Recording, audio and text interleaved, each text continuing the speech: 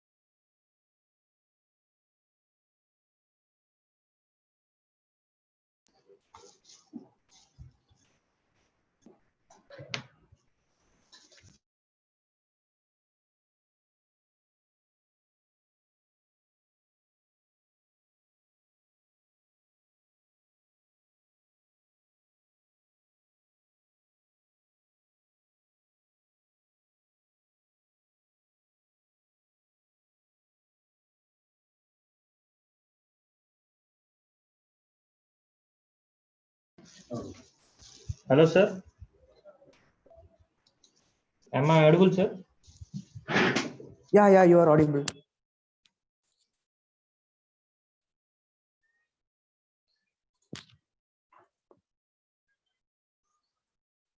Can you hear me? Yeah, you are audible, sir. Yeah, okay, thank you. Good morning. How are you, sir?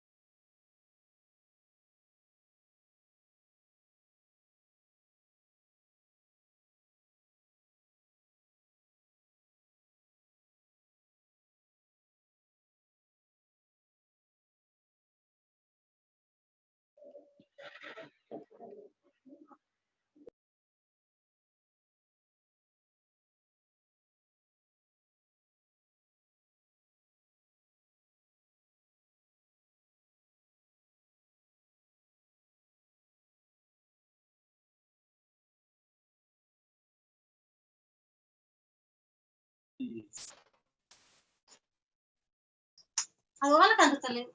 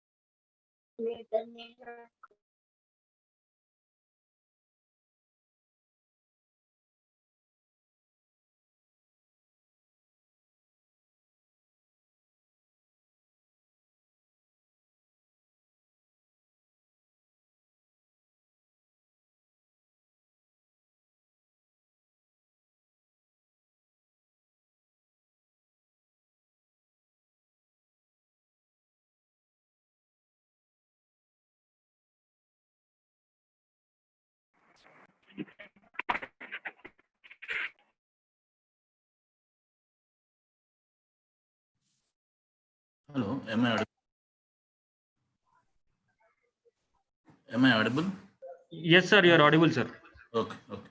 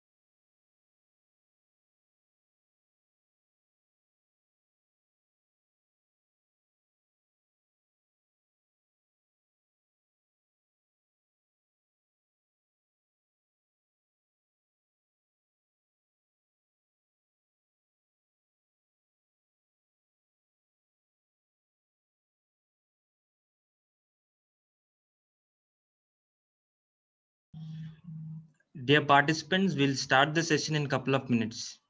I repeat, we will start the session in a couple of minutes.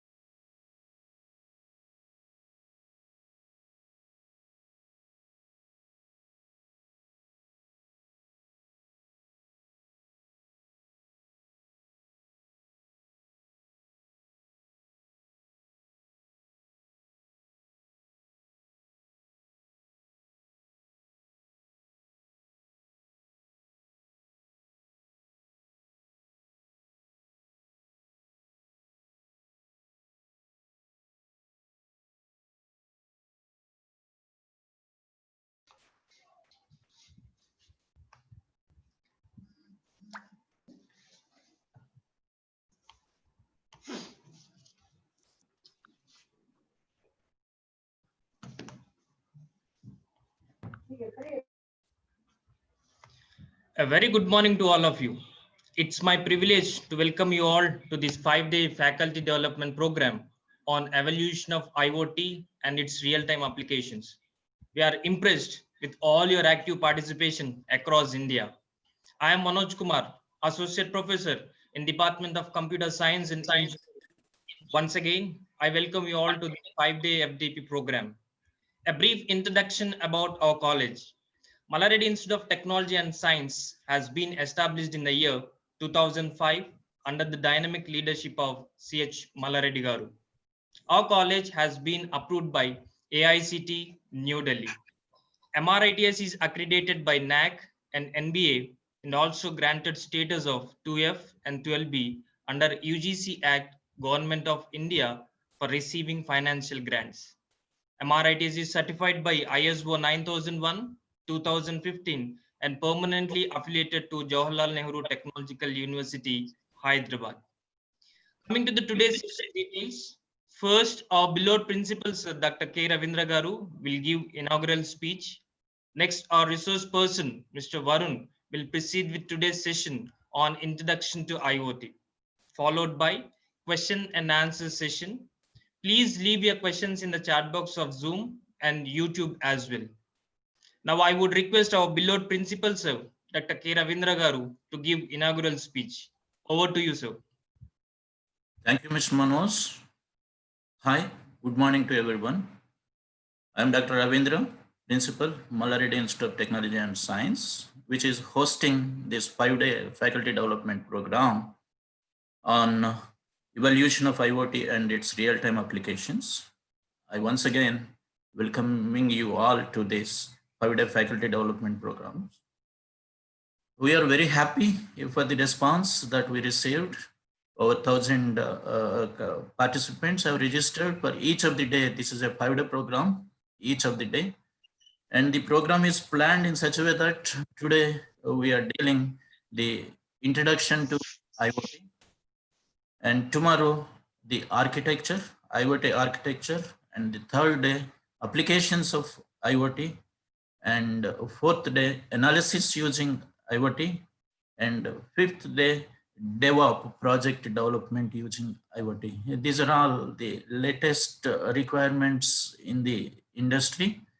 So we thought that in this COVID pandemic time, instead of sitting idle, there are many experts are there, many learned people are there, many resource persons are there with lots of loaded knowledge in their minds. If we can pull them up and if we can request them to deliver their talks so that they can share their expertise to everyone in this world. In this context, we approached 5 different people, resource persons who have worked in this field and who got enough experience in this field. In this trial, I am thankful to Professor Varun Panditurai, who is ex-SD engineer, software development engineer in INPICNET, India, Chennai. The moment we approached him, he agreed to deliver his talk over 1 hour today. Certainly, I believe that he is experienced in this particular area, and his introduction about IoT will drive us to know or to develop passion in developing IoT.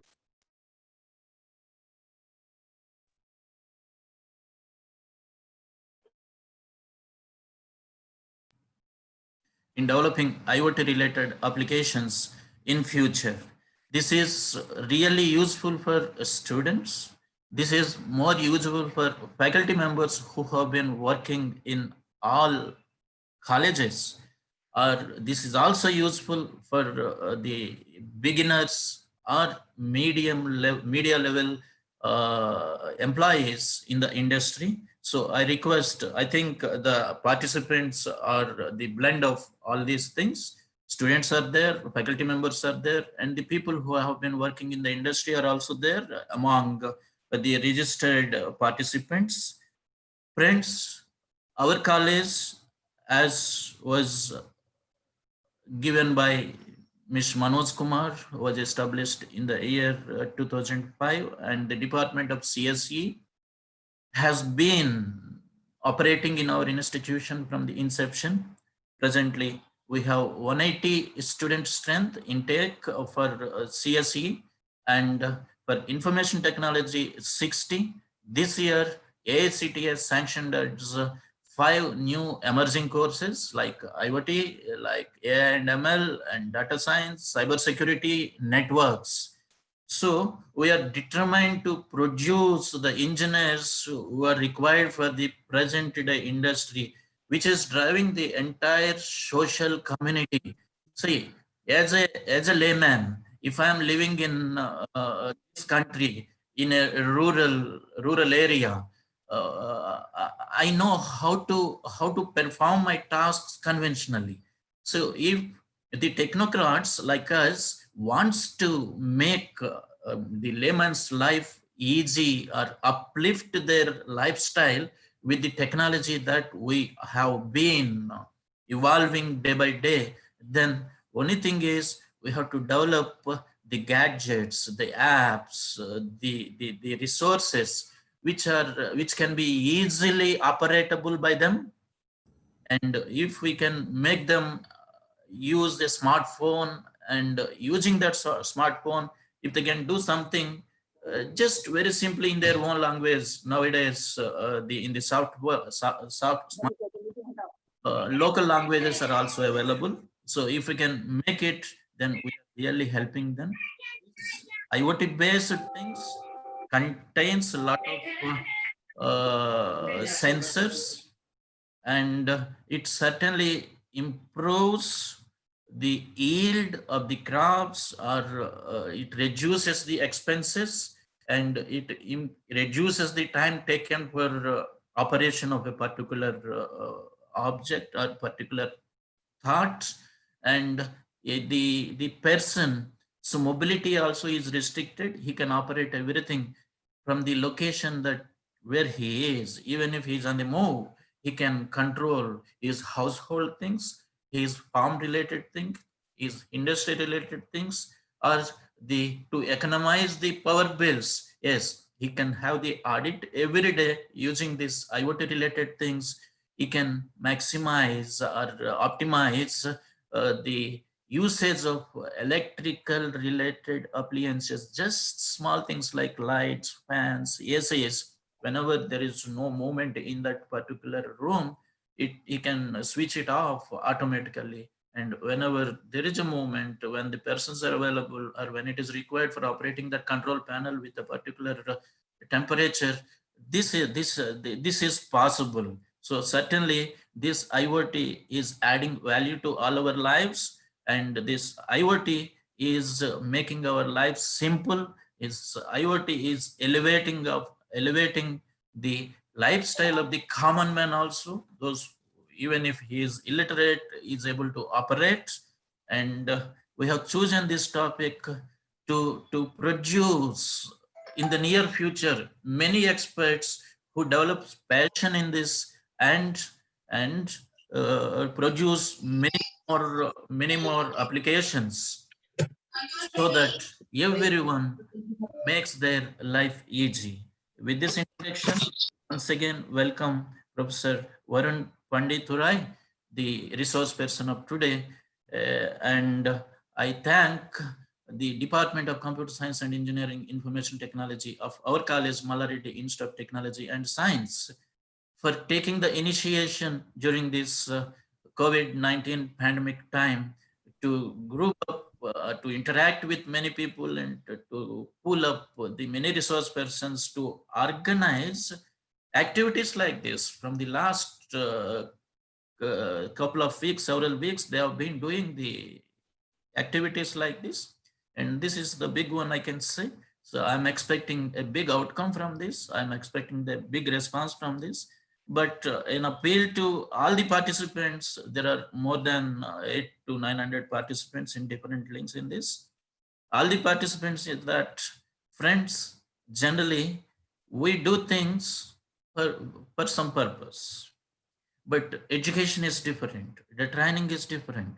This training or education is to augment our existing knowledge. It is not just for taking the certificate. It is not just for just registering and forget. So what I request is we certainly share the feedback, but not immediately after commencement of this program, 5 minutes after commencement of this program. Towards the end, before 5 minutes of the closure of this program, we will share the feedback link so that you can give your feedback and you can get your e-certificate on this. And the other request is that many people, it is our experience that many people are asking for sharing the PPTs, so that if PPTs are available, they are feeling that they can use them at a later stage.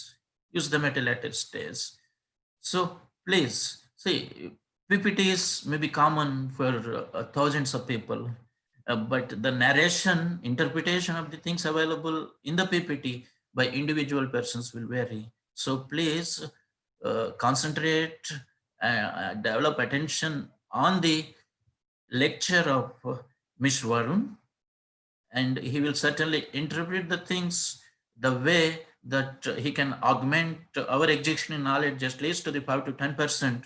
So please concentrate on the narration of Professor Varun Panditurai.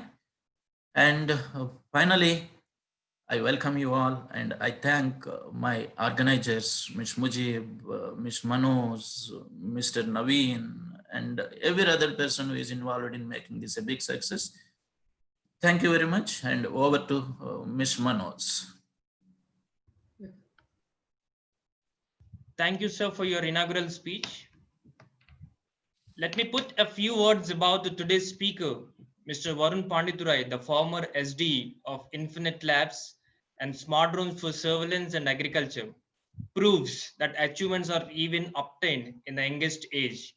He is currently a product designer who have also bagged unchangeable achievements of being a mentor in Iot in India Book of Record, which was the largest AI workshop ever with over 600 participants. His achievements are still in a chasing level to become higher than his age. We are really thankful to him for taking the time out of his busy schedule to attend the program. I request Mr. Varun to enlighten with his precious words as we begin the program. Over to Mr. Varun. Yeah, thank you. Well, good morning to all. Well, I want this session to be a most interactive session. So everyone just, if you have any doubts, just mention it in the chat. I will just read it and I will just clarify your doubts, and I can also help you in some projects after this session also. If you have any doubts in your project and you want my help in your project, I will also help you out. Okay. Well, today what we are going to see is about what is IoT and what we are going to use with IoT, and what are the specialties of IoT and how we are going to use the IoT. Well, in the end of the session, I will show you a small project, like a thing in which you can embed with your project. And Mr. Varun, sorry to interrupt you. Could you speak a bit louder? Yeah, okay. Yeah, thank you very much. In the end of the session, I will show you a small project in which you can embed it with your project and make your project IoT. And you can also make your project more intelligent than it was.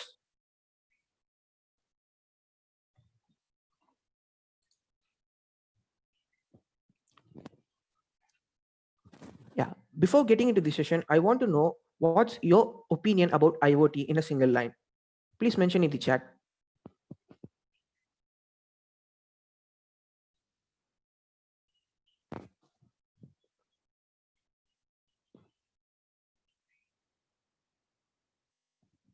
Web of things, okay. Things connected together, yeah, it's a better example. Well, connecting a large number of things. Smart connectivity, yeah, okay. Connecting things to internet, yeah. Well, let's get into this session.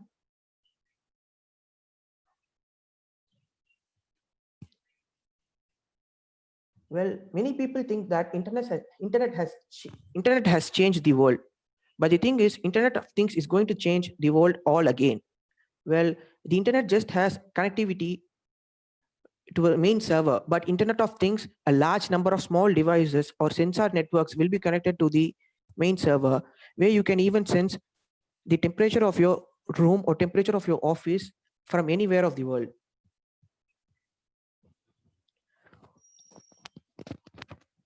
Well, IoT is also known as M2M. Well, M2M is also called as machine-to-machine communication or Skynet. Skynet is a device which does not have any code for processing. All is done only in the cloud. The best example for Skynet is the Terminator movie. Devices in IoT can be embedded with any devices.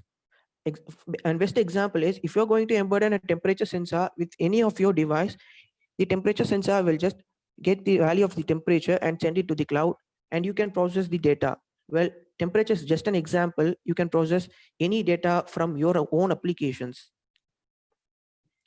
Well, Internet of Things majorly works with exchanging data within devices. You don't need any human intervention between exchanging data between devices. That's where we get IoT.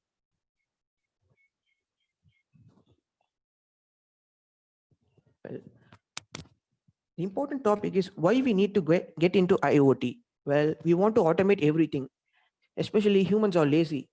We all want to have a pure control over everything, right? The image on the right side, you can see that we can see a webcam over here. We can control all the things in our offices. We can see all the activities in our offices from a single room or in your home. Well, you can connect your refrigerator with internet and control the temperature of the refrigerators. And you can also see some real-time data from your agriculturing farms or your industries, etc. This is what we are going for IoT.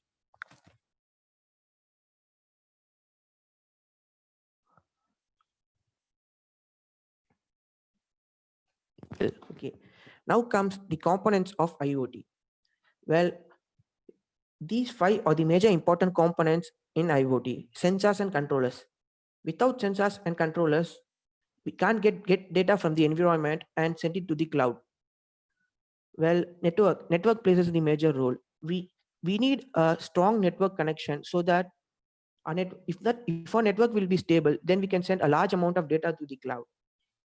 Then comes the cloud. Yeah, the cloud is the most important part where we can process, manage all our data. Well, if you're going to send data from two different devices, processing the data in the cloud is the only way to process the data. The system security comes the next. Well, if everything is in cloud, it can be easily hacked. So the system security comes the most important in the components of IoT. Well, nowadays IoT's system securities are at a very high level, and it's not easily hackable. Data analytics comes when people need to run their own applications and process their own data for their personal users or their personal projects.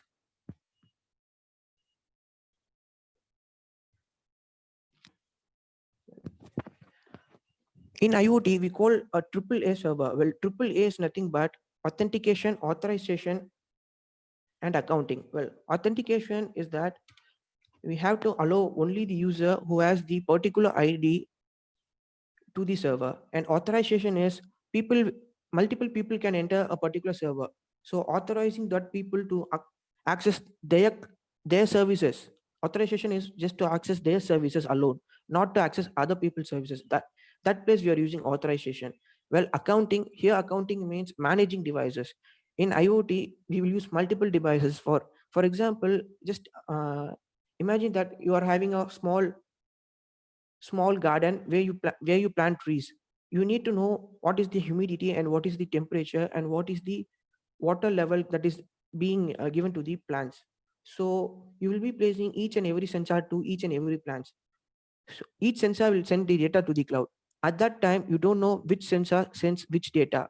For that purpose, we are using accounting aims in IoT servers.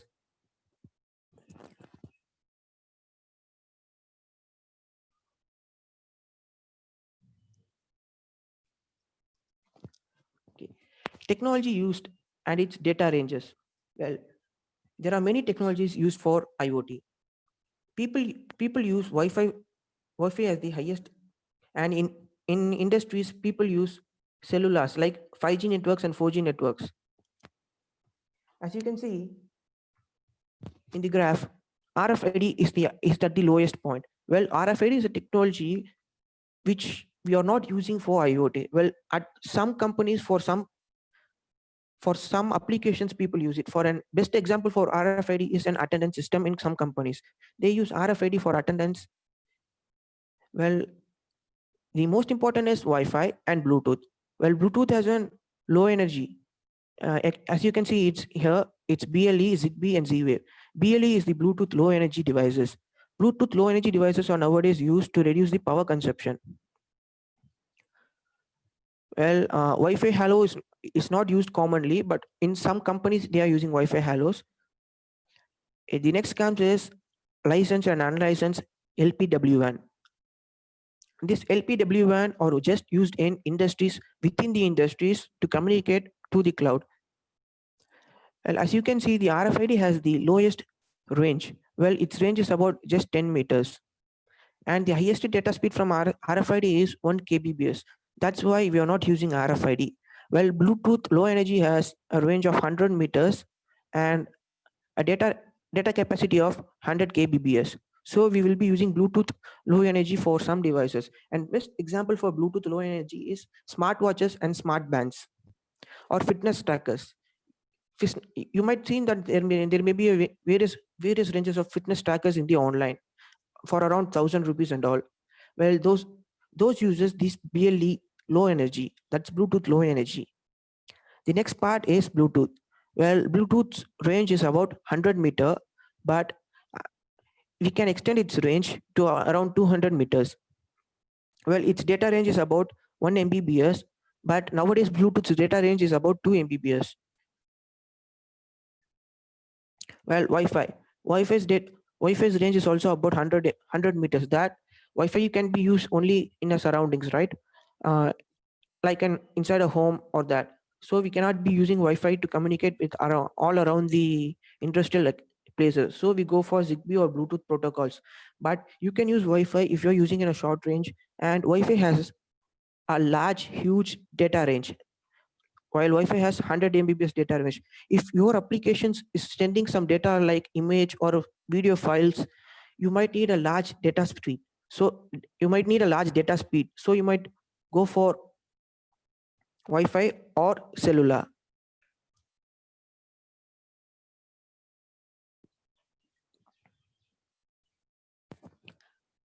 Well, these are just myths about IoT.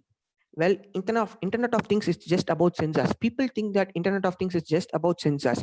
No, it's completely not about sensors alone. Well, in our day-to-day life, we are using many applications which are using Internet of Things. The best example is WhatsApp. Yeah, actually, you can use WhatsApp in offline also, but you can't send any data. When you send the data is just processed in the cloud and it gets to the receiver. Well, I'm not talking about the messages you're texting. I'm talking about the media files you're sending. Well, if you send a media file, the WhatsApp server processes the media file and keeps it in its server for 60 days. Well, it's also an IoT. Well, the next myth about IoT is Internet of Things cannot be made secure. Well, that's purely a myth. Well, Internet of Things are very, very, very secure because it also uses blockchain technology embedded with it, and they have a large amount of encryption, so like 4 to 5 layers of encryptions using SHA-56 encryption, SHA-512 encryption, and there are many encryption levels for Internet of Things. Nobody can easily hack into any Internet of Things devices like IoT devices, because all the IoT devices has an unique 32 characteristic ID and unique 32 characteristic password. It cannot be easily hacked. Well, in case of embedding blockchain, all those IDs get changed and it's very, very hard to hack those IoT devices. Well, the next thing is IoT devices must be wirelessly connected.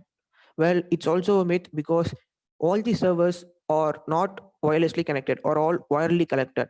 Well, and best example for this is take your computer lab in your college. Well, all the computers are connected with the LAN cable, right? Ethernet cable. If you're running an application in the first system, you can just get the application in the last system too. Well, by sharing the files through the internet or through the LAN cable. Well, it's not purely not wireless. You can also use it wired, but wireless is the technology where we use for sensor devices and etc.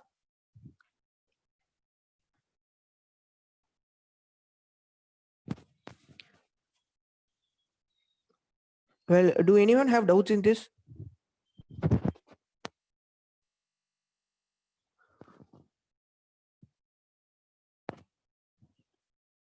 If you have any doubts till this part, just ask me in the chat session.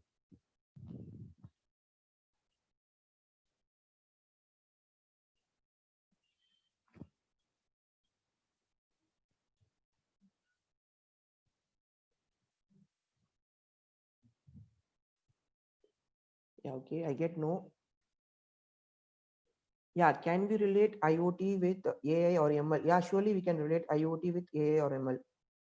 Yeah, we can integrate your project with IoT. I will show you a small part of program in the last session, in the last section.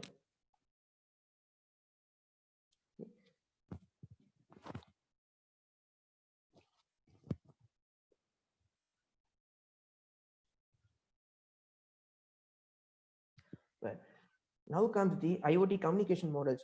There are three communication models: device to device, device to cloud, device to application. Where device to device is the communication between the device itself. And best example is if you're having two computers, then these two computers are communicating with each other through IoT. Then we tell that as a device to device communication.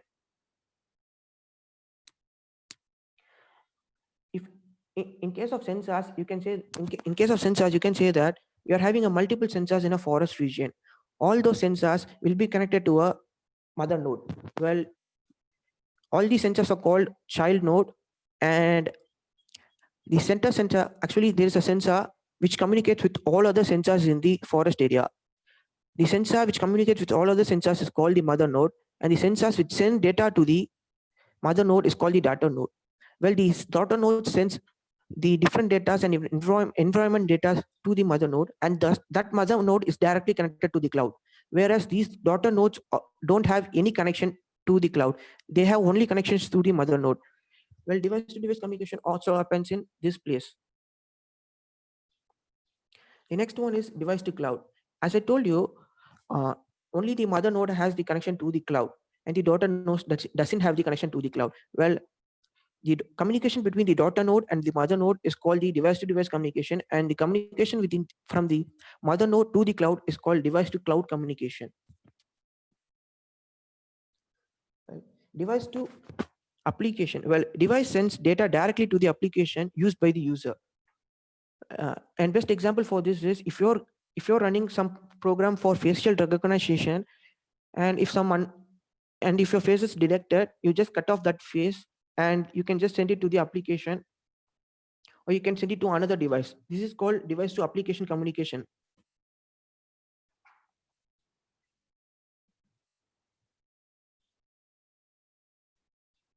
Well, now we are going to talk about IoT architecture.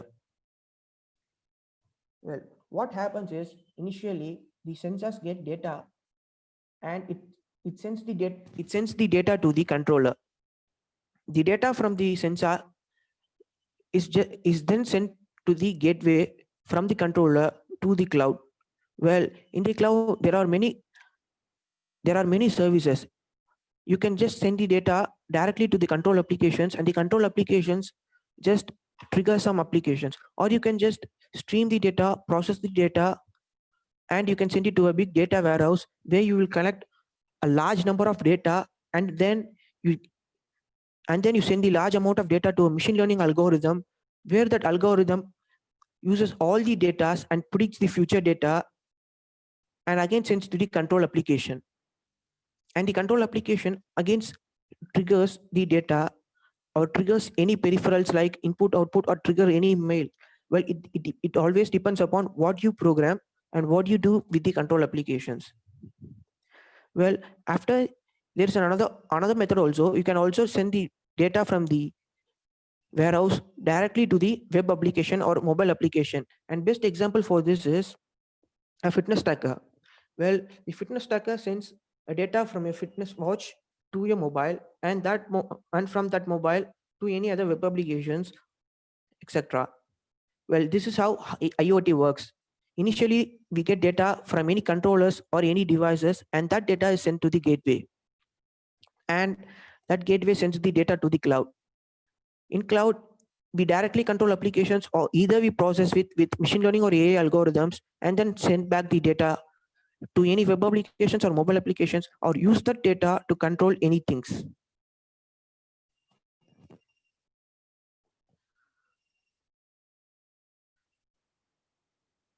Well, do anyone have doubts in IoT architecture?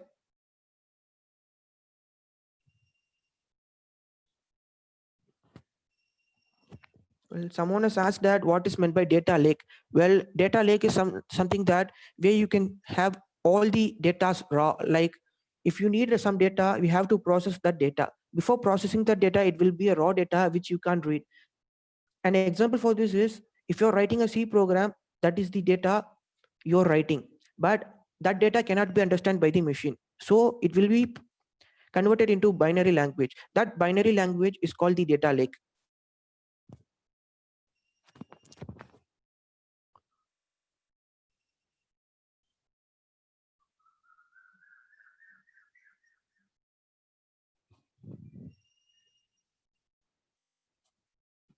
Well, can we relate IoT with SDN? Yeah, we can relate IoT with SDN. Depends upon how you program it. Is it necessary to learn deep learning for IoT? Well, it's not necessary to learn deep learning for IoT. Well, if you want, you can use any other models for IoT. Actually, IoT is not dependent upon deep learning or machine learning. Well, if you want, you can use machine learning models to improve your accuracy or whatever you need. It depends upon your application and what you're going to do.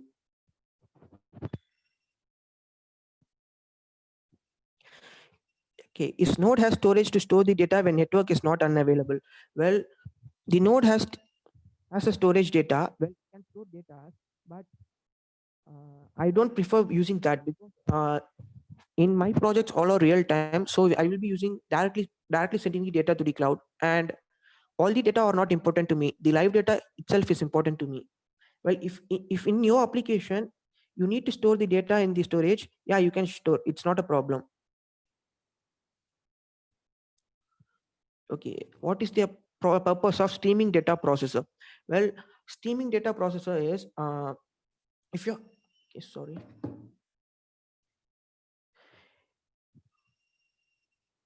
A streaming data processor is used to collect all the data and process it before sending it to the data lake. Well, it's about sometimes in the case of if you're sending a large amount of data, there may be some mistakes or some error in the data. Well, it's used to process that data and remove the errors and noise in the data.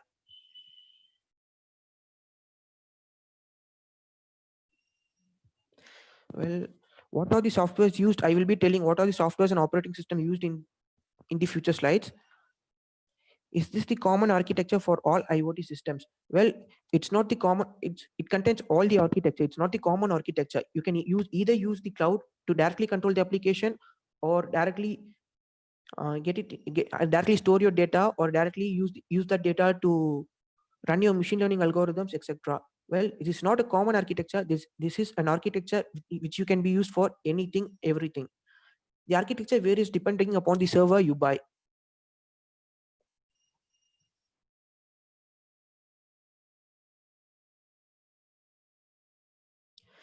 Can IoT differentiate wrong input or right output? Well, IoT cannot differentiate wrong input or right output. Well, but you can create a machine learning model to differentiate wrong input and wrong outputs.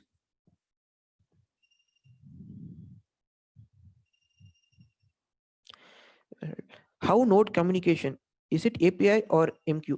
Well, all the communications happens through MQTT only. Depending upon the communication models, if it is device to device, it depends on API. If it is device to cloud, it depends upon MQTT. What is the use of gateway, right? Well, gateway is the place where we get authenticated. Well, not everyone can access our cloud, right? To access our cloud, we need a definite ID, unique ID and a unique password. That is the place where we use the gateway. Yeah, okay. Hope. What is the difference between IoT and AI in future science? Well, I will just explain you about it in the last section. Now let's continue this section.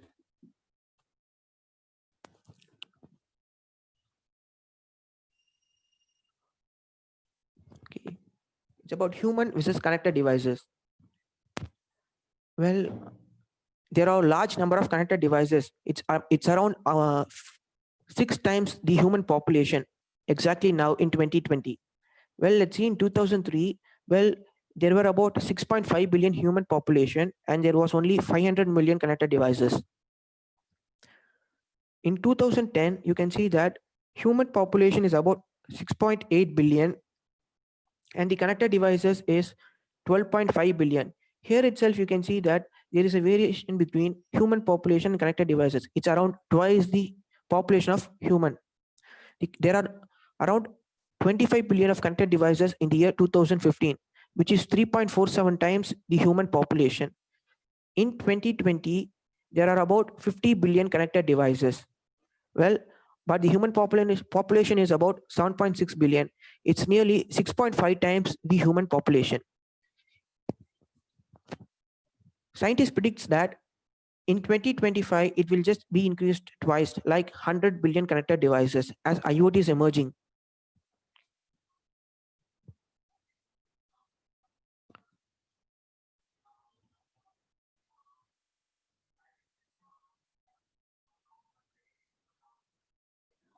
Yeah. Well, this is about IoT devices. Well, these are not the only IoT devices, but everything is an IoT device. Your smartphone, your laptop, depending upon the application you use, it becomes an IoT device. Well, these are the devices which we use in hardware to get data from the sensors and send it to the cloud. Well, the first one is Raspberry Pi. Well, Raspberry Pi is used in a places where we are using a large amount of data like signal processing, image processing. For that purposes, we will be using Raspberry Pi. For AI and ML algorithms, we will be using Raspberry Pi.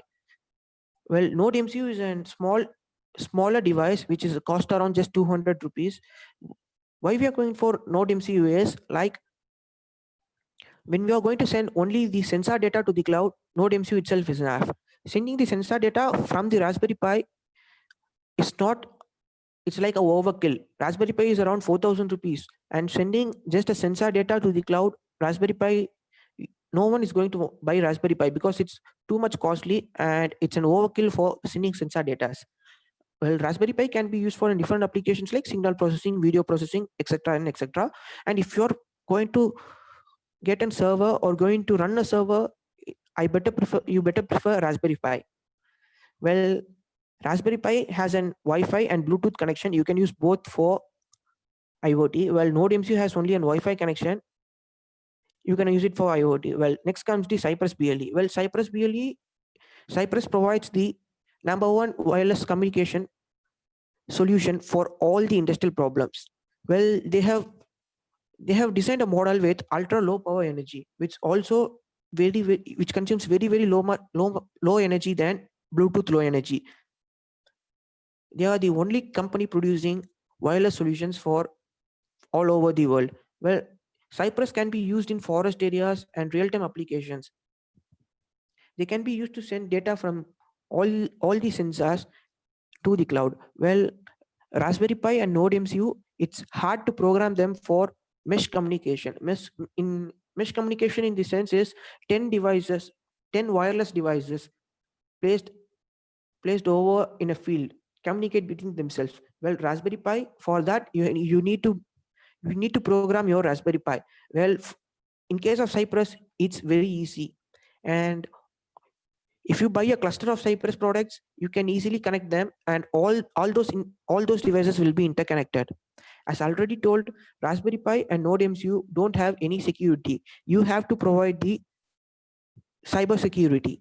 Well, you have to program it. You have to make the encryption algorithm. Well, Cypress doesn't need that. Cypress has an onboard encryption algorithm. Depending upon the purposes you use, you need a different IoT devices. If you have any doubts in IoT devices, let me know. I will just explain about it in the last section, in the last Q&A session.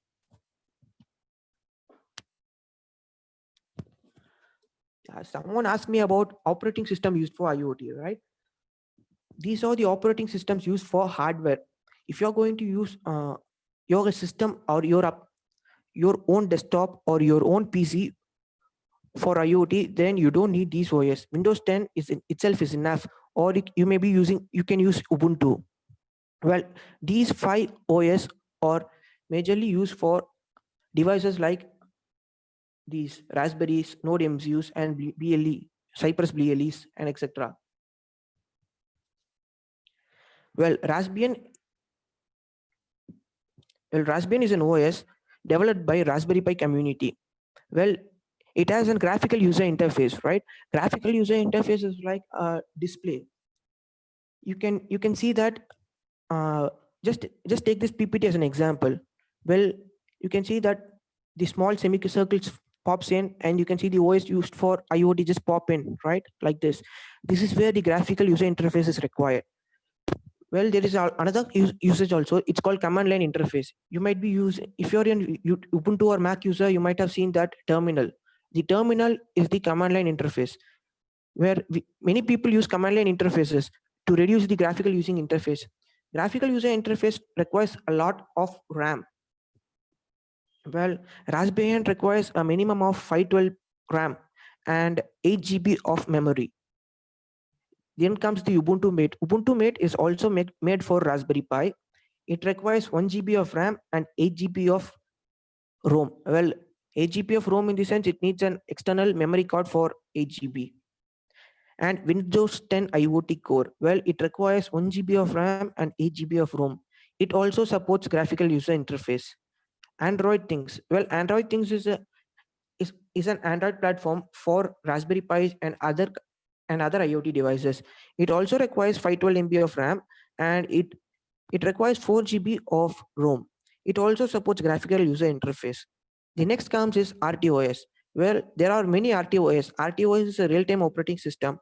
Well, the best example is Contiki. Well, Contiki just requires 10 KB of RAM and 30 KB of ROM. Well, it might be surprised. You might be surprised, right? Well, Raspberry Pi, Raspbian, Ubuntu Mate, and Windows 10 IoT all requires 1 GB. Well, RTOS Contiki requires just 10 KB of RAM. 10 KB of RAM in the sense it's very, very, very little hardware usage. Well, where we use this RTOS is when you're building a specific application or specific product, you don't need any other services like Bluetooth. If you're using a service, if you're using only the Wi-Fi service and not using the Bluetooth service, you can eliminate that Bluetooth service from your OS itself. Removing that Bluetooth service from your OS makes your OS lightweight, and your OS can process at a higher speed. This is where we are going to use the RTOS. There are various RTOS in the market. It depends upon your application. You can build your own RTOS also if you want.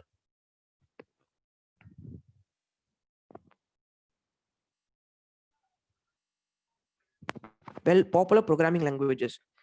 These are the popular programming languages used in IoT. Well, Python has become popular since 2016. Since it's a simple syntax and easy to use. Well, Java and JavaScript, people don't commonly use Java and JavaScript for IoT. Well, some companies stick to Java and JavaScript because they are familiar with Java and JavaScript. They can throw errors. Actually, we can also throw errors in Python also. Well, they are familiar with Java and they want to only work with Java. So majorly people are using Java and JavaScript. The next comes is C. C and embedded C are almost same. Well, embedded C has some more syntaxes which you might not know in C. Well, embedded C has some syntaxes like analog read and analog write, digital read and digital write, etc. Then comes the Arduino. Well, Arduino is an also popular programming language for IoT. Though Arduino Uno don't have any inbuilt Wi-Fi, we can add Wi-Fi or Bluetooth externally. Arduino is the easiest programming language out of C and embedded C. Then comes the SQL. Well, SQL, people don't use it for IoT for communication between devices, but people used to store data using SQL.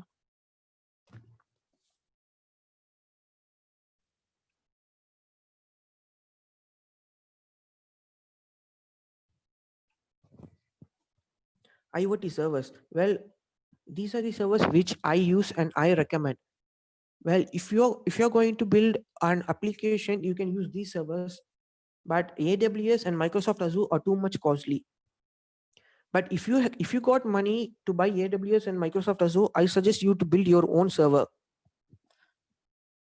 because working on a own server, you can get more knowledge on working in server also. AWS is nothing but Amazon Web Services. They are the #1 IoT servers in the world, but they are a bit much costlier. Well, around $100 per year for the minimum package itself. I don't suggest that for building or prototyping a project. But if your project is more worth, or someone is sponsoring your project, I prefer to use AWS. Well, Microsoft Azure, it's in the second place. Well, it's not as much costly as AWS, but it's also costly. People don't afford to buy Microsoft Azure or AWS because those are too much costly, and people don't need that much of technology for their application also. Well, Kane My Devices, it's a free server where you can send your data from the sensor to the cloud.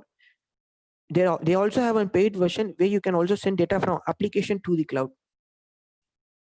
Atmosphere IoT. Well, some people may find programming as difficult. For those people, Atmosphere IoT is the best place. You can pick and place all the program, and you can easily program all your devices, or you can program your own application using Atmosphere IoT. ThinkSpeak. Well, ThinkSpeak will provide you 1 year free subscription. It's purely a super server for IoT applications. For if you're especially if you're working in embedded, and if you're working in AI or ML projects, ThinkSpeak is a good application. But it's only free for a year, then you have to pay. But if you're working on any real-time projects which are going to be which you need to protect from hackers I suggest you to go to AWS server or Microsoft Azure server. If you have any doubts in servers, just let me know in the chat.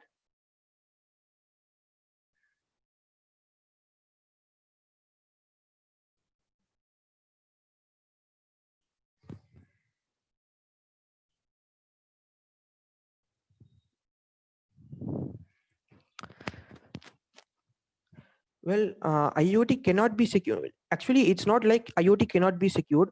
IoT is almost secured. Well, it depends upon the server you buy. Some of the servers are local made, and some of the servers don't give you those security. Well, if you're going to buy AWS or Microsoft Azure, I can give you full assurance that no one can hack into your data. Well, because they provide the highest level security. Well, other devices like Kane, Atmosphere IoT, and ThinkSpeak also provide security, but those are not at the range of AWS or Microsoft Azure. For agriculture projects, which server will be better? Okay, I suggest you to use Kane for agriculture projects.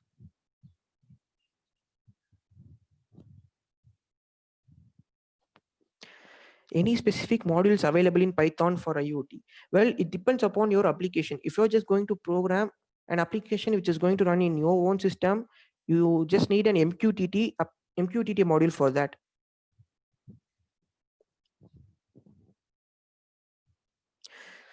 How can we identify threats and hack in our system, right? Well, threats and hack in our system, you can see that if you're using a sensor nodes, you can see that a malicious node or new node which doesn't have any ID gets into your network. You can just find that node, and you can eliminate it manually, or you can write a program to eliminate it automatically. Well, you won't be finding any threats into your system unless you're just popular or your product is popular.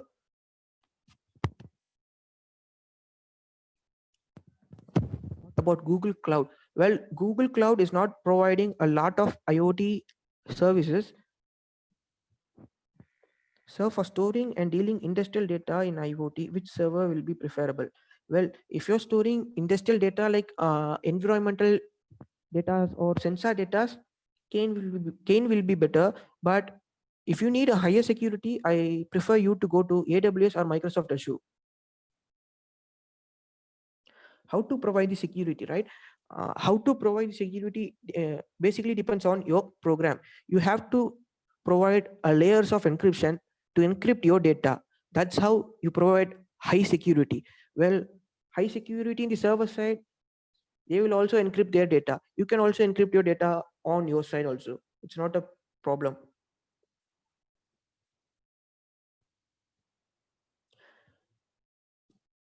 Well, anybody enter with fake IDs, right? Actually, no one can enter with fake IDs because all the devices or every user will have a unique 32 character ID. With that ID only you can enter. Even a single character is changed in the 32 character ID, it will be considered as a fake and no one can enter into the server. We start from which coding to learn IoT? Well, I suggest you to start coding with Python in Raspberry Pi.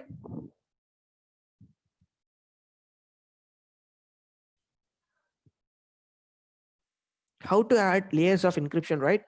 Well, just take an example, right? If you're sending a text like hi to your friend, you have to encrypt it, right? First, you will encrypt that hi into SHA-256, then you will encrypt the data from SHA-256 into SHA-512. Like after that, you will use other encryption algorithms like one by one.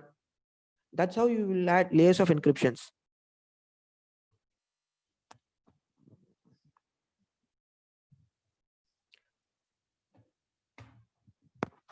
What is the difference between Raspberry Pi and Arduino and IoT? Well, Raspberry Pi is specialized for sending signal data and signal data, not signal data, for signal processing and image processing and video processing.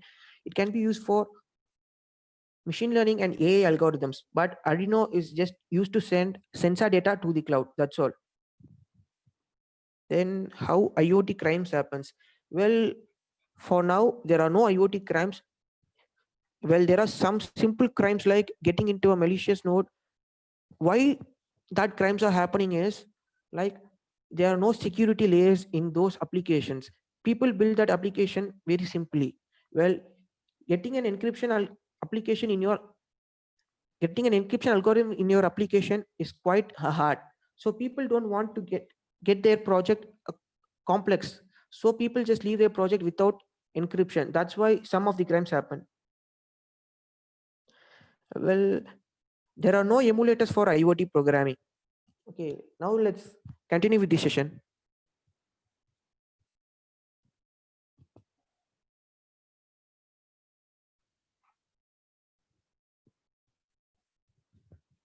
Okay, these are the types of IoT attacks. Physical cyber attack, or it's also called as man-in-middle attack. If anyone from hacking or cybersecurity background, you might have known about man-in-the-middle attack. Well, man-in-the-middle attack is that attack within devices. Well, the hacker is already in your network. Well, or the hacker is from your network. And best example for this is, right, if you're working in your laboratory in your college or in your office, let's say there are 30 computers there and someone is hacking from any of the 30 computers, it is called the man-in-middle attack or physical cyber attacks. The next one is network cyber attacks. Well, hackers get into our network. Like if you're having a Wi-Fi, hackers just hack your Wi-Fi and get connected into your Wi-Fi. Well, to avoid this, you need to provide a better encryption like WPA or WEP algorithms. You can also use MAC filters to avoid network cyber attacks. Well, software attacks. These software attacks happens due to a virus program installed in your computer or in your devices. Well, this might happen if some third-party person comes into your office or your workplace and just install some virus application in your computer. Well, you can avoid by not allowing third-party persons to access your computers. By that, you can stop these software attacks. Well, encryption attacks. Well, this is when the data is sent through air. Well, if you're sending a data through Wi-Fi to the cloud, the hackers can just get the data from the air. Well, there is a tool called Hack RF1. It's used to get data RF signals from the air. Like air in the sense, like I'm just saying that in the free space, right? All the signals we send to the cloud are just from RF signals. Hackers can just get into the RF signals and just get the data, and they can just decrypt it and see the data. Well, to avoid this, you have to go with better hardware encryptions. Well, encryptions are all both sides. There are hardware encryptions and software encryptions. It's a different topic. Well, anyone have doubts in types of IoT attacks?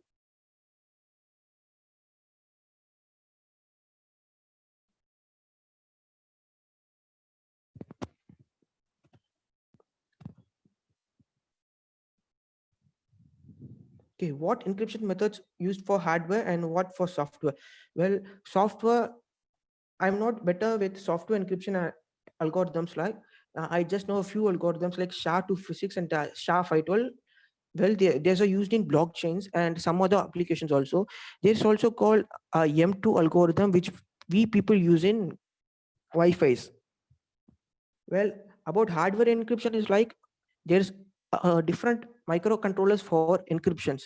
You can buy those microcontrollers, encode and decode. There are some, if you're from an electronics background, you might have known about binary encoding. Well, there are like gray codes. There are many codes like that for encoding. You can encode with that and then send the data. Are there more attacks? Yeah, there are more attacks than these attacks, but these are the 4 major attacks being used by the hackers.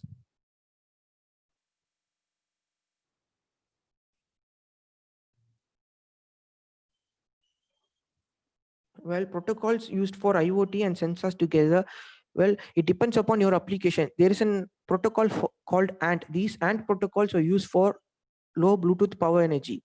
Well, depending upon what hardware, what application, and what device you're going to use, it varies. The protocol varies. How can we identify the type of attacks? Well, we can't identify the type of attack until it's done. After the attack is made, we can identify the attack. Well, we know from where the attack is being happened, from our network or from a new network or some virus files like that. How to prevent these attacks? Well, each attack has different things, right? Encryption attacks, you need to encrypt all your devices. To avoid software attacks, you should not allow any third person into your system or access your system. How to check virus is present in a system? You can just use our antivirus softwares from some companies to check your virus. Well, in case of IoT, you don't need any antivirus systems. You can just manually check because you're going to build all your application. If some application is running without your knowledge, those applications surely will be virus.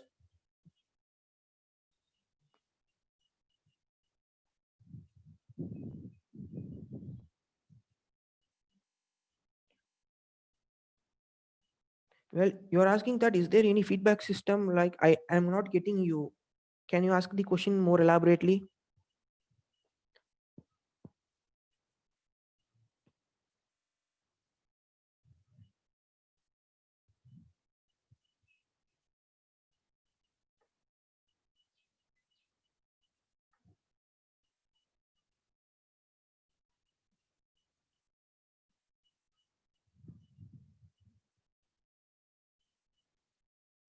Well, what is the difference between trackers and attacks? Well, attacks in the sense that some people just maliciously enter into your network and send some data and send some wrong data to distract you. Well, that is where the attacks come. Well, trackers are just to identify, just come into our system and monitor what we are doing.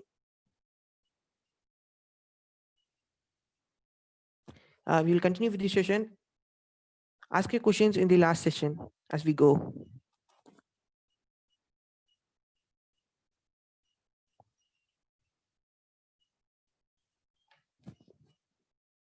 Application of IoT, right? IoT has in various applications. Well, I'm going to talk about few applications and where they are used. Well, healthcare is a major place where we are using IoT. Well, it can be used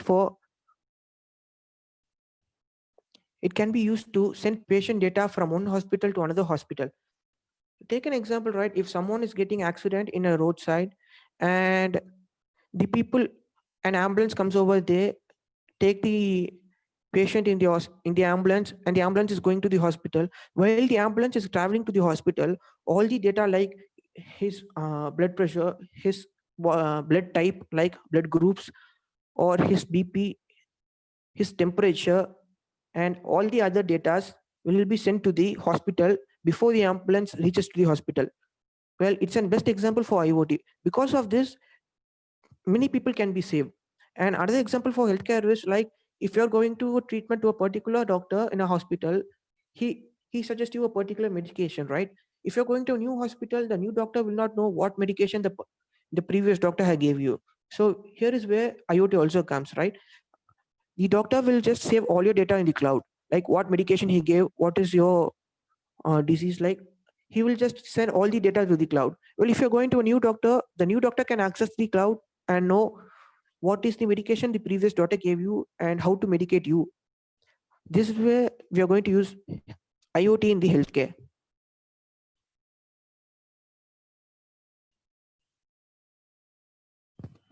The next one is smart cities. Well, in smart cities, we can use many energy efficient buildings, right? Energy efficient buildings are nothing but an example. Just take an example as your college. If your college is from 9 to 5 p.m., 9 a.m. to 5 p.m., you're going to use all the fans or electricity bulbs in your college from 9 to 5 p.m. Well, after 5 p.m., no one is going to use. But if you forget to off your switch or switch off your fan or your light, what will happen, or your projectors, what will happen? Till the next day, those devices will consume energy. Well, here comes the energy efficient buildings. It will automatically off the lights when it's not in use. Well, traffic congestion can be reduced, right? In smart cities, like the traffic congestion will be reduced using smart cameras. Those smart cameras just detect all the traffic in all the area and predict with a machine learning algorithm where the traffic will be and how to clear the traffic. The next thing is public safety can be improved. Well, public safety in the sense, right? If someone is trying to kidnap someone or someone is trying to kill someone, using image processing, we can identify illegal activities and send the data to the control room. From the control room, it will be informed to the police, and the police will arrive at the spot even quickly. Well, you can also identify bank robberies or other robberies using these. Well, there are many image processing algorithms you can build an image processing algorithms for building an image processing network where you can find illegal activities. Well, I have done it during my college times. Well, it was good but not efficient due to hardware. We didn't have enough hardware, but you can try it as India is getting digital. All the things need to be getting digital, right? Already there are already all cameras over all the streets, and there are many cameras from the police side at the traffics at the roads. Well, you can just convert it as more smart. It depends on how you program it. Well, if you are doing a doctorate on this image processing, and best project for you will be creating a smart city where you can monitor all the illegal activities and send it to the control room using cameras. Well, the thing is, you don't need to invest in cameras because there are already cameras installed everywhere. You just need to invest in the other hardware like Raspberry Pi or other cloud servers. That's all. Well, the second is waste management. Waste management is nothing Nothing but like just take an example that you have a garbage trash can in your area. Well, if it gets filled automatically, it will just send a data to the control room, and the control room will send the particular person to take over the garbages over the can or trash can, anything like that.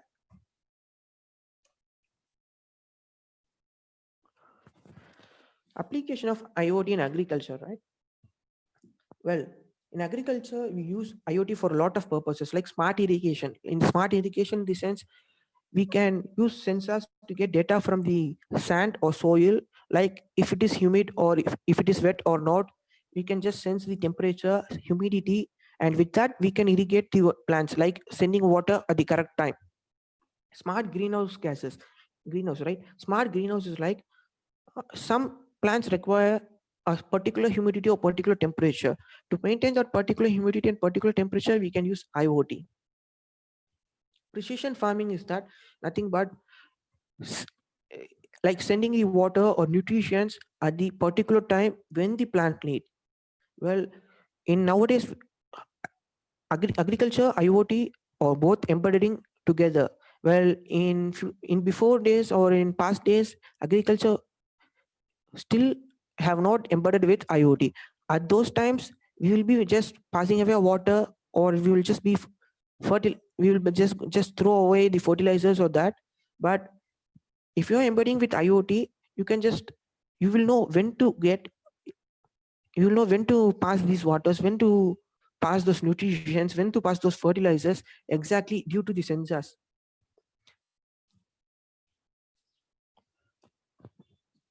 Well, this is just a smart farm. Well, it's not yet ready, like it is not yet in our country, or yeah, but it's available in US. But you can see that there are many multiple cows, right? All the cows will be having some kind of devices, like those devices will be sending data to the drones over here.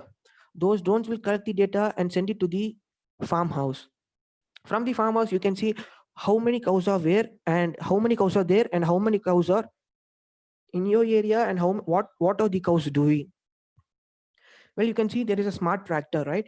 Smart tractor, there's only a company called John Deere. You might have known about that company. They are building a smart electric tractor which is available, which can automatically plow throughout the farming field, which can plow without human. It's an unmanned vehicle, I mean unmanned tractor, which can automatically plow, which can automatically plant seeds, which can automatically monitor all the plants over the field.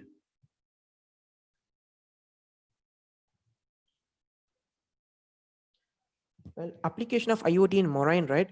Well, you can see that acoustic link here over here, right? These yellow color things are called sensors. Well, these sensors are called acoustic sensors because we are using some special sensors for marine projects. It's called acoustic sensor. These acoustic sensors are all or like a child node, where these child node sends data to the transducer here over here. Well, this transducer is the parent node.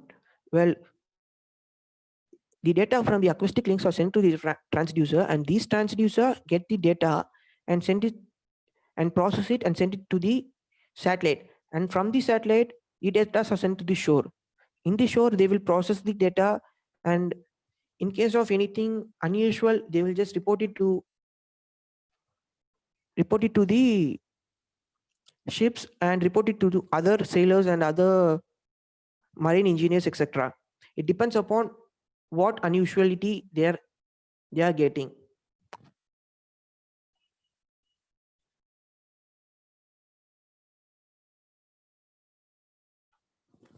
Application of IoT in industrial automation, right? Industrial automation, right? In the sense, right? Many industrial still uses people, I mean humans, for manufacturing. Well, using IoT robots reduce the manufacturing cost. Intelligent logistics comes the next. Well, all the vehicles like trucks can be automated, and they can be automatically taking packages from one places and delivering it at another places. And you can also monitor the speed of the trucks, like and the position of the trucks, and the state all the status of the truck from the control room. Well, optimizing and time saving. Why is optimizing and time saving in the sense, right? If humans we are working, we need rest and we need some. We will not be working at the same rate for all all of the work time, right? We will need some rest and we will take some rest and we will get slower as we as the time goes, right? But robots can maintain a constant speed, so it will just be a time saving one, and it will be more accurate in the sense of cutting something, right? If humans we cut something with our hands, there will be some inaccuracy. Well, in sense of robots there will be 100% accuracy.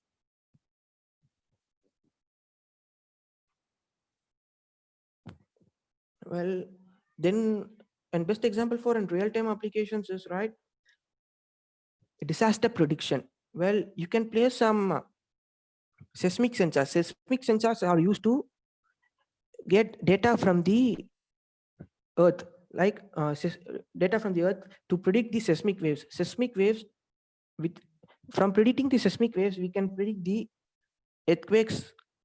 Like if you are going to sense a seismic wave, there's going to be an earthquake in the next 5 to 10 minutes.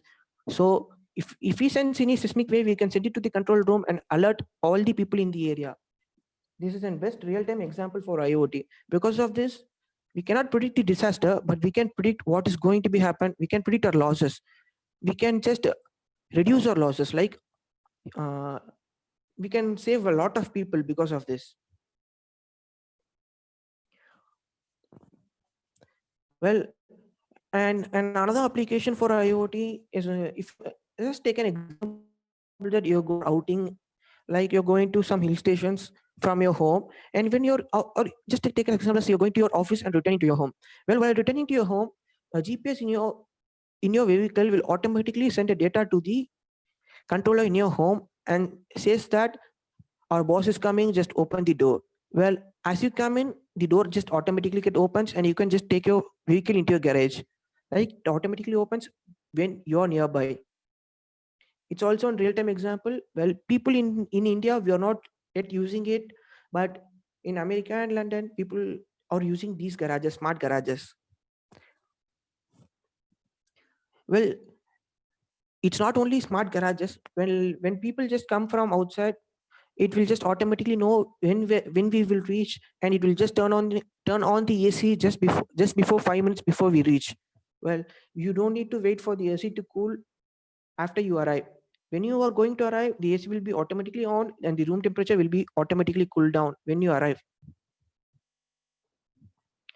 Well, water tank monitoring. Well, water tank monitoring is nothing but some people just turn on the motor and the water tank just overflows, right? To avoid this, people use some sensors and automatically cut off the motor power supply. Well, it also can be used for gardening also, like using for sprinklers. And you can also analyze your sleep, right? There are some smart beds. In those beds, when you're sleeping, it will analyze how much deep sleep and how much normal sleep you're sleeping. Well, deep sleep is the sleep in which we are not going to move around. Well, normal average human sleeps for in the deep sleep state for 2 hours. Well, if you're going to sleep less than 2 hours in the deep sleep state, then you might be having some mental issues.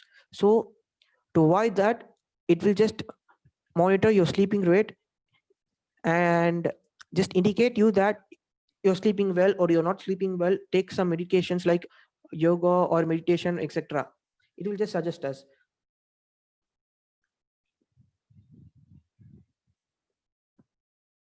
Smart garbage I have talked about in smart cities, right? And there are smart pet feeders.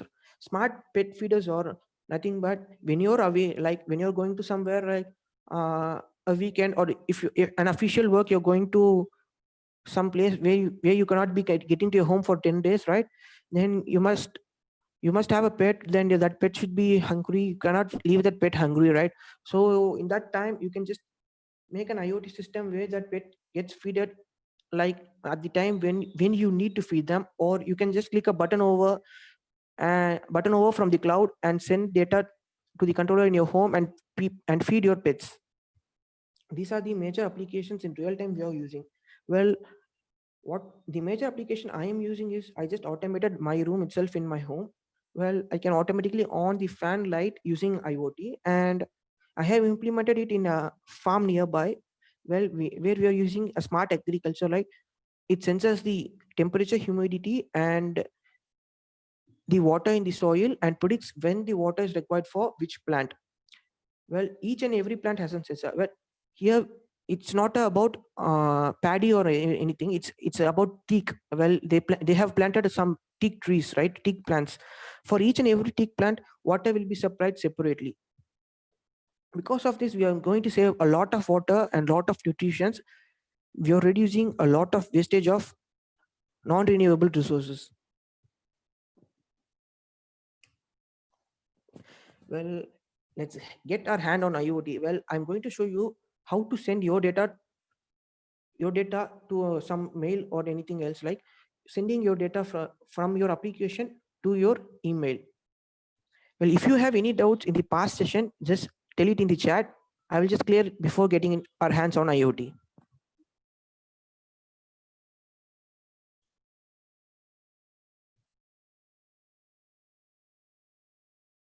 Well, someone has asked that can IoT be used to predict the climate changes in agriculture? Yeah, IoT can be used to predict climate changes in agriculture, but it will not be 100% accurate, but you can just find out the climate for your place.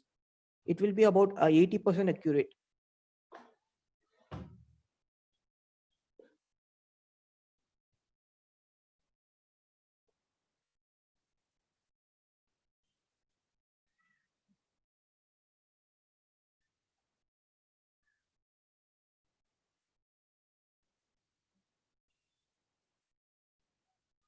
Well, do anyone have any doubts in the past session?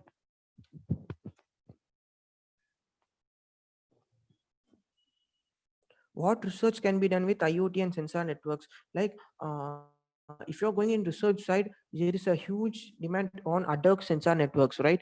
Where we are having issues like energy efficiency. Well, all those devices require energy. We are using very low power energy to power up the sensors and other networks. There is a huge research going on how to use those energy efficiently and increase the efficiency.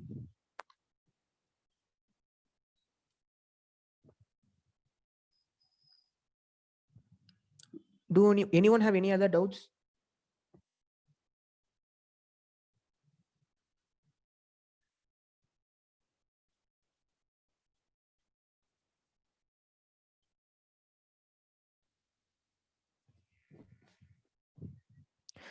Well, share your doubts in the chat. I'm just watching the chat. Well, what about IoT security protocols, right? You don't need to worry about IoT security protocols if you're going to buy a server. The server itself take care of the security protocol. But if you're going to build your own server, it depends upon you. Which protocol you're going to use depends upon what your application is. What research can be done with IoT and blockchain, right? Well, it's really a huge amount of, how to say, like uh, research. There is a huge amount of research in IoT and blockchain. Well,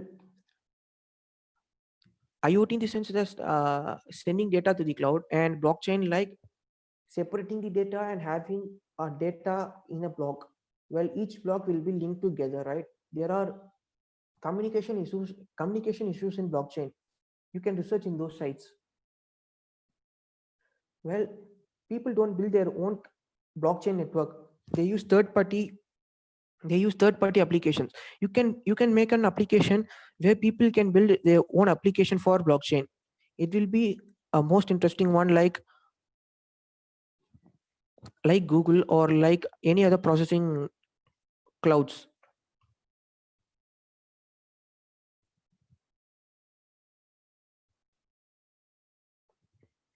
How to relate IoT and AI? Well, IoT and AI is completely different. It depends upon what your application is. You can use IoT for your AI applications. Yeah, with basic electronic knowledge, you can develop your own IoT sensor devices.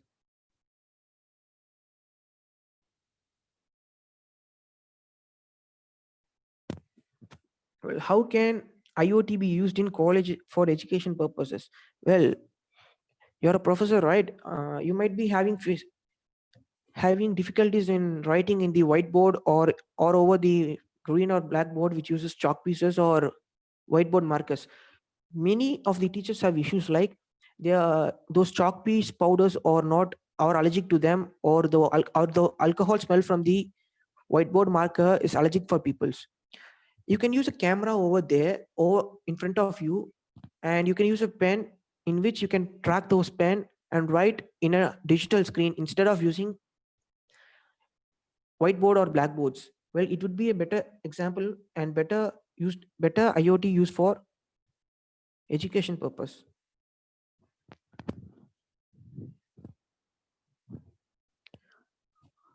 How can we authenticate all IoT? It may be device wise or layer wise or protocol wise. Well, it depends upon what your application is.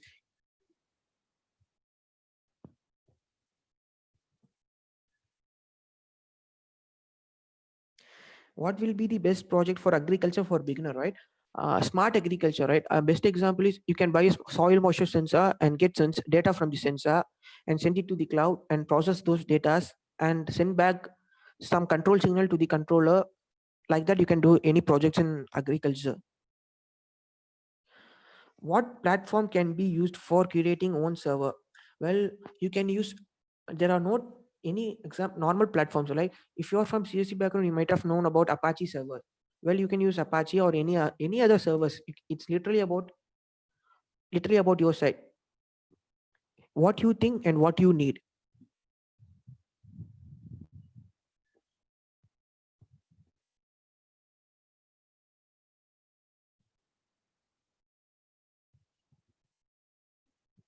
Application of IoT in automobile or mechanical sector? Well, yeah, in automobile sector, you can just track your sensor, track your automobile and send data to the owner. Like if you're having a cab like Ola services or Uber services, you can have GPS in all of your cars and send data to the owner from the cloud, and the owner knows where all the cars are. It's a best example. And if you're owner of a car and if you're going to use GPS, you can know if your car is being theft or robbed, then you can find where your car is using those sensors. Well, sensors are easily available or we need to decide? Well, there are a lot of sensors already available in the market, but if you're going to do some research, then you need to design a specific sensor for your use.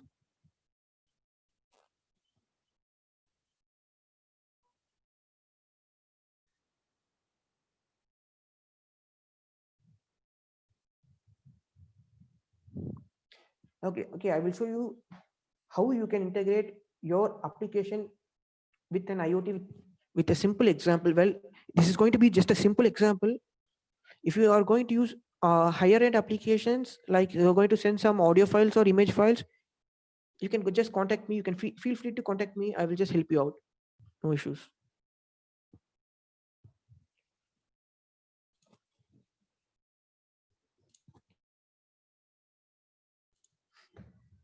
Okay. Is my screen visible all?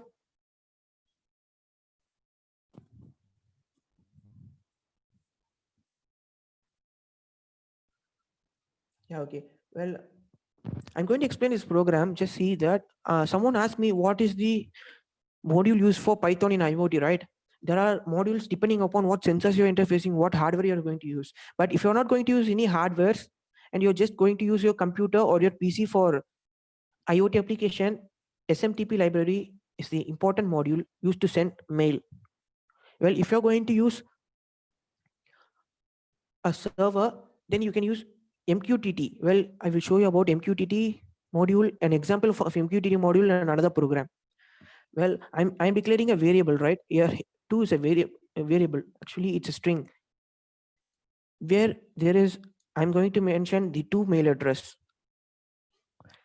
Well, the subject is test mail from IoT application. And what I'm going to send in the text is, here is a message from Python. Well, Gmail sender, actually here we are going to put the sender's mail ID. Well, hardwarehackers@gmail.com is the sender and varunpmas@gmail.com is the receiver. this is the Gmail password. Well, it is not the actual Gmail password of this mail ID. Well, this Gmail password is specifically generated for this particular application alone. You can, I will show you how to generate this particular password for particular applications after this explanation. Well, SMTP, well, this is an function of SMTP library. Well, where we will be calling the Gmail, right? We are going to send data to the Gmail. So we are going to do smtp.gmail.com. Well, 587. Well, 587 is the default port for Gmail. Well, if you're using Hotmail or Outlook or any other thing, Yahoo or anything, you have to know what is the default port. You can Google it and find it. And you need to change here if it's Yahoo or Hotmail. Well, it's just server echo. It's just sending a single ping that is the server responding or not. After that, we will be starting. We have to send our login details like Gmail sender. This login server.login will pass the login ID, like the email ID and its password. Then you're going to write the body of the mail, right? It will just have the to, from, and subject.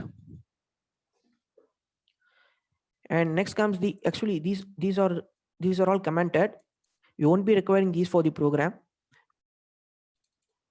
It's try and expect, right? In try, we will be trying to send a mail to the Gmail, from the Gmail sender to the Gmail sender and the body of the mail. Well, if this mail is sent, it will print email sent. If it's not sent, it will print error sending the mail. Then after this part, you have to quit the server. This is what we are going to do. Well, in the place of this text and subject, you can pass variables or any other data from your application.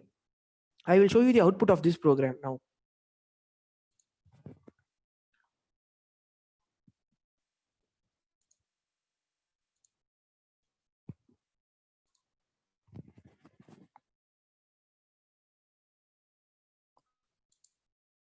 Okay, can you see my Gmail page, right?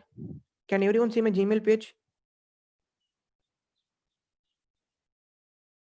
Yeah, okay. Well, you can see that there is no mail over here. Okay, now I'm going to run that program which I have shown you.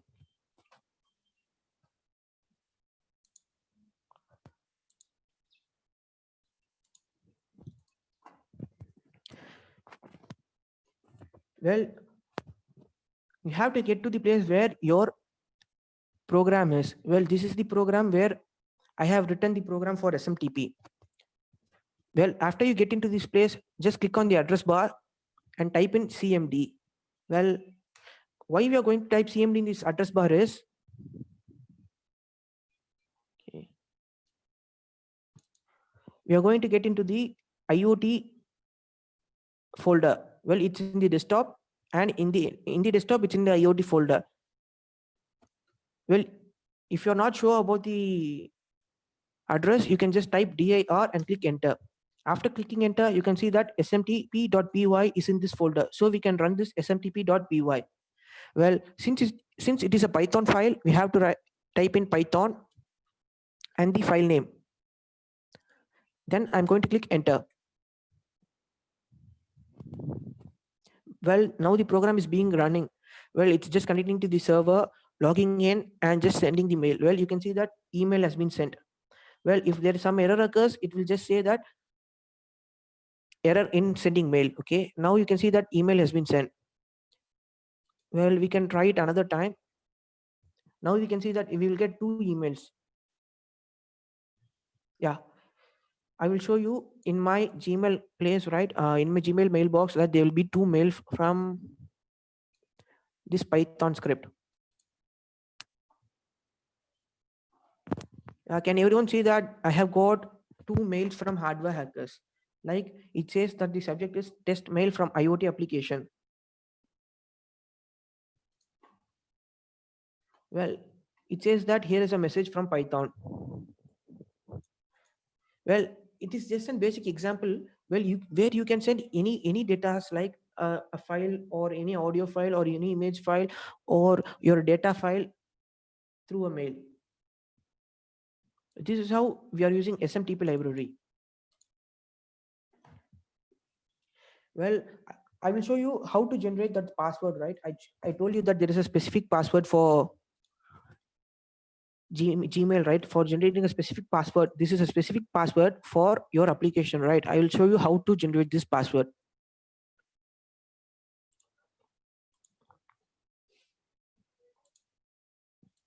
Well, yeah, just get into your Google page like this. After getting into your Google page, click manage your account over here. Click on this manage your account. Well, you will get into the manage your account, Google account. And after getting into this page, you will see that security over here. Click on the security. You will just get into this page. In this, you can see signing into Google, right? It is the default password. It is the password which is here. We are going to be using for Gmail account. You don't need to change anything in this. We are going to use app passwords. Click on the app password. Well, after clicking on the app password, for security reasons, you need to type your password again.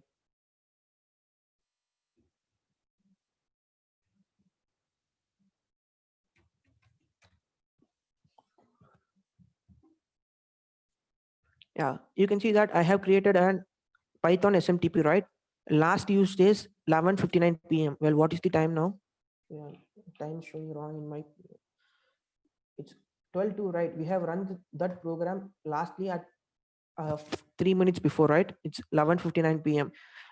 Okay, if you're going to need a password, generating a password, select app, any custom app. Actually, click on the custom name. Then type on any other names like create. I'm just typing an application like Varun. So after clicking Varun, just click on generate. Your password will be generated over here. Well, this password is secured. Well, this password can only be used for your applications. You cannot log in with this password. Only your application use this passwords. Someone has asked like how IoT is secured, right? Well, this is an best example, right?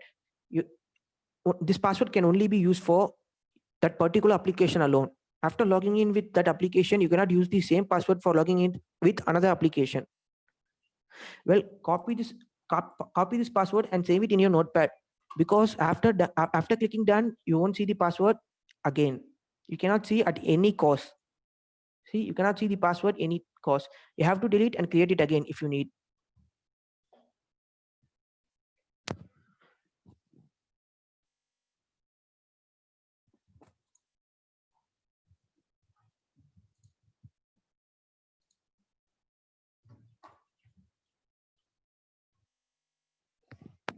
Well, this is my contact number and my mail ID and my YouTube channel. Well, my YouTube channel, I will be posting about some of the IoT videos. If you're interested, you can subscribe. Well, I haven't posted anything yet. We'll be posting soon after this pandemic, because there are no hardwares around me. I have ordered because all of those are being in the customs and they are not giving me all those products because of this pandemic. After this pandemic, I will be posting some videos on real-time applications. If you're interested in IoT, you can just subscribe my channel. The link is over here. Well, this is my WhatsApp number. If you're working on any projects, you can just contact me to clarify your doubts. If you have any questions, just let me know in the chat.